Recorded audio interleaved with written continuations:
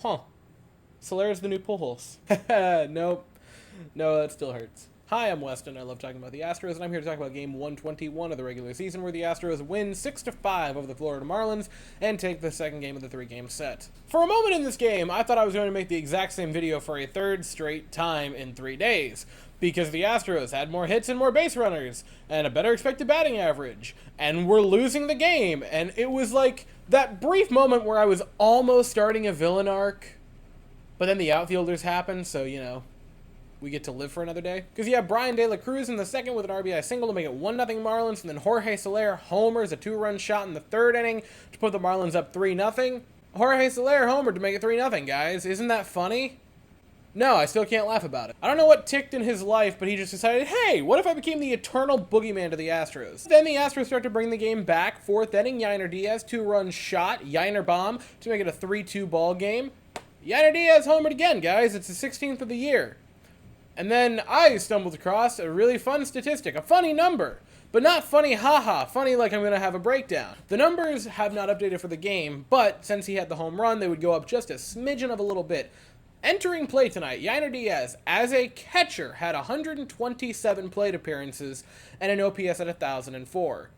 Do you want a full list of catchers in Major League Baseball with 127 plate appearances or more and an OPS that's over 1,000?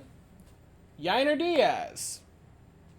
That's the end of the list. But people are still having debates about Diaz or Maldonado, and guys, you are debating between a hitter who has a WRC plus around 50 and 170. It's not... This isn't even a question at this point, or at least it shouldn't be. But then in the bottom half of the fourth, Jesus Sanchez restores a multi-run lead for the Marlins with an RBI single to make it 4-2. But then the Astros returned to an old way. A way that I praised unendingly when they did it. Put the ball in play and good things are going to happen. A ground out by Bregman, but hey, a run comes home. The Astros make it 4-3. That's a positive. Kyle Tucker skies one to left center field. That's not wonderful, but then the biggest play of the night, Jazz Chisholm running face first into De La Cruz. But the Astros just could not stop playing catch up in this game. Bottom of the fifth inning comes, Josh Bell grounds one to Javi, throwing error, run comes around. It's 5-4 Miami. And let's talk about Javier. Javier outperformed Verlander in a lot of statistics last year. I had him and Verlander ranked as a 1A, 1B situation at the top of the rotation last season. And this year, a 4.5 ERA well into August. And everything's gone. Everything he did well is gone. The hard hit numbers are up. The strikeout numbers are gone. I don't know what happened. He just fell off a cliff. Now, there's good to this, which is the Astros locking him up cheap long term. He's got plenty of time to figure it out. I am just sort of waiting for that figure it out part. Because when Javier, do not let this season make you forget what Javi was last year. When he's on, he is one of the most dominating starting pitchers in the league. He started 2 no-hitters last year. One of them was in the World Series. When he is himself, unbelievable S-tier pitcher, top 5 starting pitcher in all of Major League Baseball when he's on his game. He has not been on it this season. I can't even really recall a game where he was. And then to finish off the fifth inning, I'll just throw him out there right now. Montero came in and picked up a strikeout.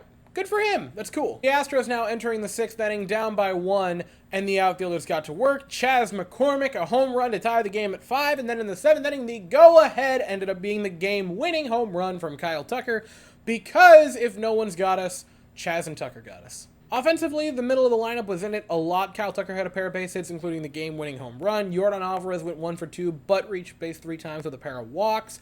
Yainer Diaz had the big 2-run shot to get the Astros on the board. McCormick homered, which was cool to see. Got to throw him in there. Altuve got a base hit, putting him at 197 now, but also left the game with a knee contusion and is considered day-to-day, so that's a bummer.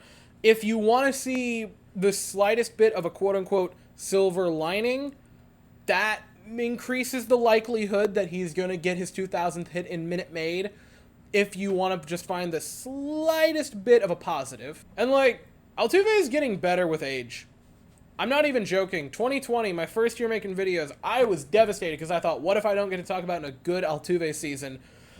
What a fool I was. A 71 OPS plus in 21. By the way, there's probably like 3 people that are going, why are you mixing OPS plus and WRC plus? I don't know. It's the website that I pulled up. Deal with it. Then, 2021. Okay. Return to form, 127. Last year was a 160, which was a lip. It was the exact same as his MVP season. This year, and I know sample size is a big thing, it's a 165 before the game updated. It's probably a 170. He is legitimately getting better as he goes on. So we talked about Javier. What about the bullpen? What about the relievers? Well, we start with not a reliever. Hunter Brown pitched.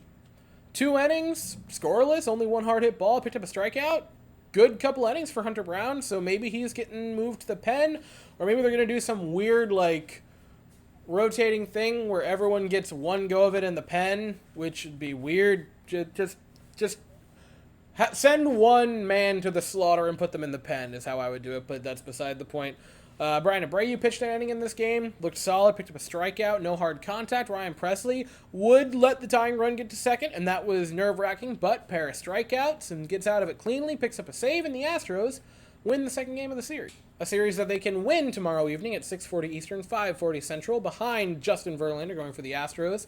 Miami Marlins are going to send Jesus Luzardo to the mound. I'll be here afterwards to talk about it, but as for right now, that is all I have to say. So if you enjoyed the video, please consider to like and subscribe. Thank you all so very much for watching. I hope you all have an absolutely fantastic day, and as always, go Stros.